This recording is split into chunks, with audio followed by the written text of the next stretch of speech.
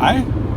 Nu har jeg fundet ud af, hvorfor de her kørevideoer, de bare er så populære. Det er jo ikke fordi, at det er sjovt at se på folk, der kører bil. Nej, det er fordi, det er vanvittigt nemt.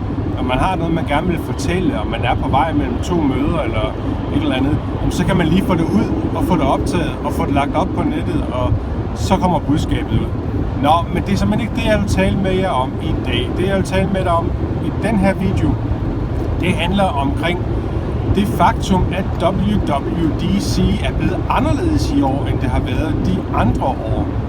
Og nogle af de ting, eller den specifikke ting, jeg tænker på i den sammenhæng, det er, at første dag på selve konferencen, hvor den offentlige keynote bliver holdt, og også den dag, som normalt får mest omtale, hvor offentligheden er inde i billedet,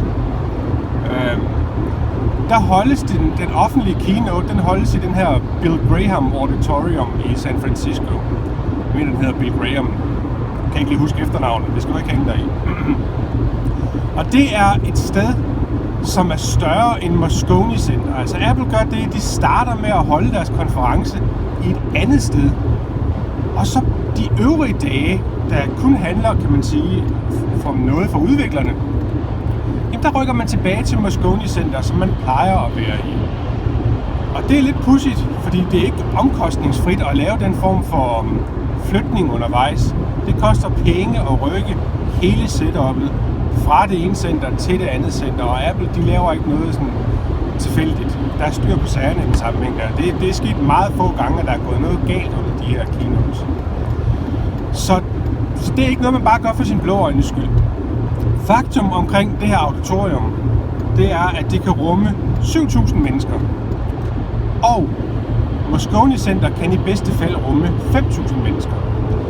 Andet faktum omkring det her auditorium, det er, at hver eneste gang Apple har haft eller nogle af de store nyheder, de er kommet med, så er det blevet afholdt der. Det er blevet afholdt lige præcis i det auditorium. Macintosh-computeren blev annonceret der. Watch blev annonceret i september sidste år i samme auditorium. Så der er to muligheder. Og de to muligheder, det er, at enten så gør det kun fordi A, der skal simpelthen flere mennesker med, eller B, de har en nyhed, som er så vigtig, at det skal afholdes der, fordi af historiske årsager, og fordi det skal ud til flere mennesker, så holder vi det der. Hvis vi ser på den første, med at der bare skal flere mennesker med, så kan det skyldes helt basalt set, at man ønsker flere deltagere med til sin konference. Der skal flere udviklere på. Og når man holder det i Moscone Center, så har man også pressen med.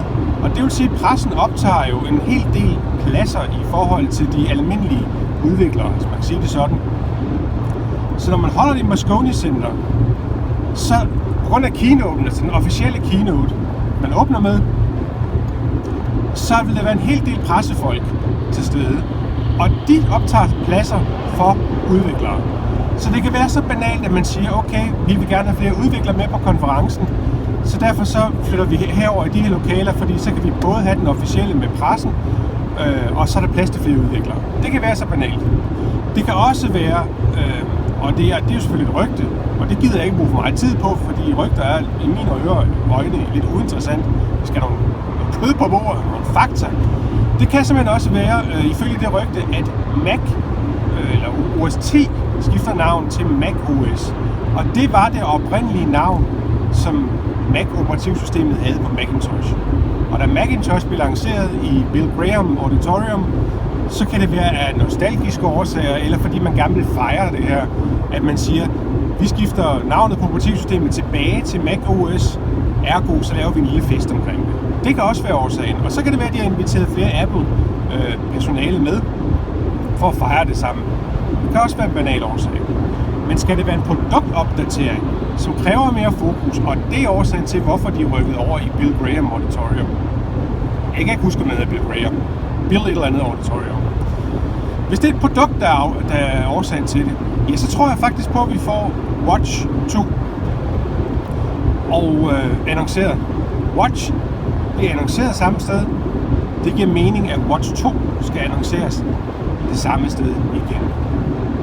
Og hvis man tænker på det, hvis man kigger tilbage på Apples produktlanceringerne gennem tiden, ja, så har der faktisk ikke været ret mange produktlanceringer, hvor produkt nummer 1 var perfekt. Men det efterfølgende produkt er blevet sindssygt godt. Det har vi set masser af gange. iPhone, det første produkt, det var ikke super godt. Man kunne ikke engang MMS, eller man kunne ikke copy-paste, og der var mange ting, man ikke kunne. Der var ikke apps til den. Der var kun dem, der kom på telefonen osv. Det kunne kun købes i USA. Men da iPhone 3G og 3GS kom, der væltede det markedet. iPad 1'en, ja, den væltede faktisk markedet allerede fra starten af. Men jeg er faktisk en af dem, der stadigvæk har min iPad 1. Og iPad 1'en er tung og klodset og bærer præg af, at det er første produkt, der kommer på markedet. Men iPad 2, den der kom bagefter, det er stadigvæk den mest sælgende iPad. Så iPad 2 er jo det her produkt, der samler op og gør det virkelig mainstream. Og hvis det er Watch, der bliver præsenteret, altså Watch 2, der var min stemme lige ved at knække.